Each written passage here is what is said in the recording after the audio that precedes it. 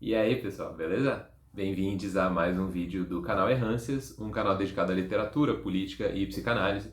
Eu sou o Will Franco, sou psicólogo, psicanalista, professor, escritor, e esse aqui é mais um vídeo de uma série chamada Leituras, onde eu apresento aí algum material e as repercussões, os interesses que ele pode ter pra gente.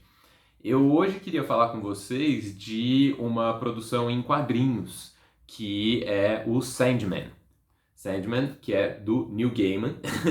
É, O Sandman, por sinal, no dia que eu estou gravando isso aqui, que eu imagino que eu vá colocar no ar, Sandman está recebendo a primeira temporada de uma produção audiovisual, não, a série, que vai ser veiculada no Netflix.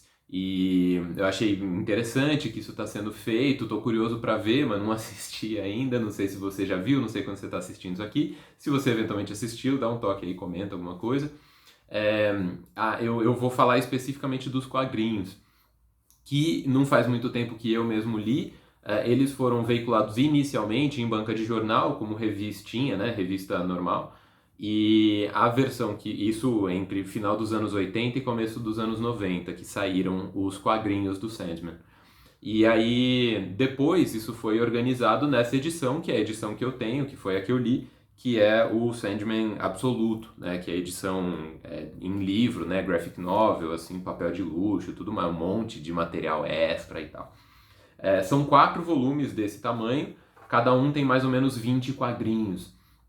E é uma produção assim muito impressionante do ponto de vista da complexidade da trama. O Neil Gaiman estava realmente inspirado, trabalhou com um bocado de gente também, mas tem muita pesquisa envolvida. E é uma história que envolve muitas referências da cultura, tanto a cultura euro-referenciada, né, cultura europeia clássica, quanto outras tradições. E as histórias são muito complexas, assim. É bem interessante, uma experiência de leitura muito imersiva, muito sofisticada, mas que não é pentelha, assim, né? Não é uma coisa intelectualoide. Você consegue curtir a trama, tem bastante referência à cultura pop também. O Neil Gaiman se refere muito à música, música dos Estados Unidos em geral. É, e um tanto a cultura pop no geral, né? Tem um arco importante que aparece, se eu não me engano, no segundo volume dessa edição em livro, que a protagonista chama Barbie e ela lembra muito a Barbie e ela namora um cara e o cara chama Ken. Então tem algumas referências à cultura pop assim que são interessantes, são engraçadas, são divertidas, né? O estilo gráfico varia muito das ilustrações, né? Então tem uns estilos com uma pretensão mais realista, né? Tipo esse esquema aqui. E aí algumas outras são estilos um pouco mais livres desse ponto de vista. Uma coisa às vezes um pouco mais impressionista e às vezes um pouco mais é, alegórica, assim, vamos dizer assim, né? Mais descolada do realismo.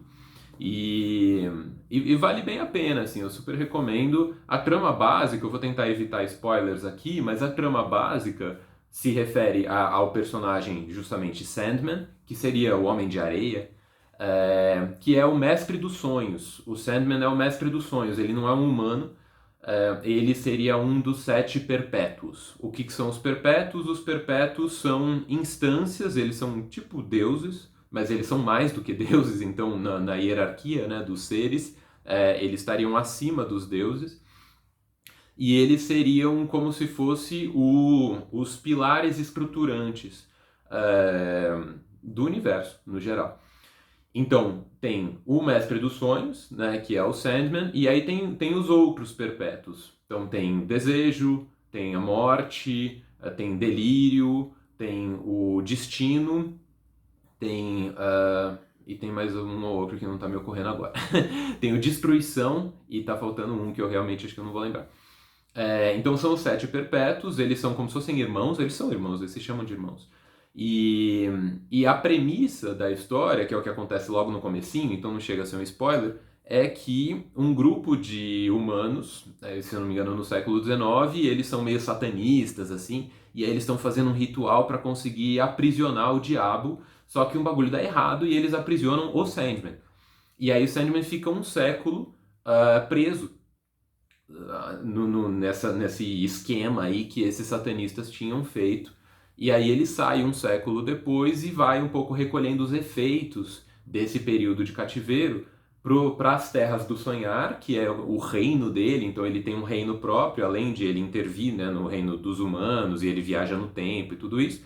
Ele tem um reino próprio, que são as terras do sonhar. E aí ele vai lá e as terras do sonhar estão meio abandonadas, né? Ficou um século sem o rei, né? E aí ele vai lá e vai reconstruindo, e além disso tem impacto. O fato de o Mestre do Sonhar ter ficado tanto tempo desaparecido impacta na dinâmica do cosmos. E aí esse é o disparador, esse é o pontapé inicial de toda a trama, que acompanha, como eu disse, basicamente 80 fascículos, que eles estão compilados nesses 4 volumes, que vocês conseguem comprar enfim, por aí na internet. Tá bem caro e alguns estão esgotados. A editora, a distribuição, na verdade, da Panini não tá das melhores faz um tempo. Quando eu comecei a comprar, se eu não me engano, foi em 2019, era tranquilo, tava tudo disponível, você comprava na internet fácil, não era absurdamente caro, era caro. Era R$100, se eu não me engano, na época. Agora tá difícil achar, tem umas coisas estão esgotadas, você paga 600 conto, assim, é um problema isso. Mas, para quem se interessa, vale a pena. É uma grande experiência assim, de imersão numa trama cultural muito sincrética. O Neil Gaiman mistura muita coisa. Tem um período, inclusive, que se reúnem deuses de várias tradições e várias instâncias mitológicas, rola uma espécie de uma assembleia lá nas Terras do Sonhar. Ele é de fato muito generoso na criatividade dele, o Neil Gaiman.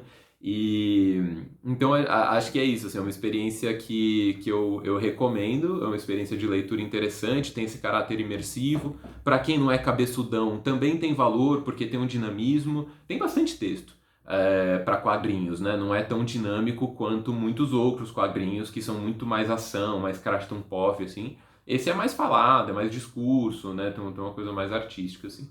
Mas acho que atende gostos diversos. E eu acho interessante nessa dimensão estimulante.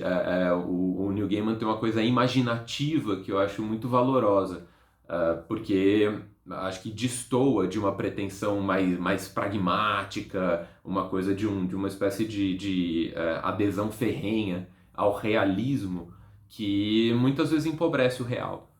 Que a gente possa habitar as terras do sonhar e que as terras do sonhar possam habitar as nossas vidas. E acho que o Neil Gaiman abraça bastante esse projeto, né, quando ele tenta dar voz aí ao Mestre dos Sonhos e trazer as Terras do Sonhar um pouco mais para perto da gente. Então é isso. Como eu disse, eu não vi a série. Quem sabe depois faço um outro vídeo dialogando com isso, falando da série também, fazendo um crossover aqui das produções, né, os quadrinhos e a série. Mas por enquanto não fiz. Se você já fez e quiser comentar, vou ficar feliz de saber. E a gente se fala numa próxima errância por aí, beleza? Um abraço!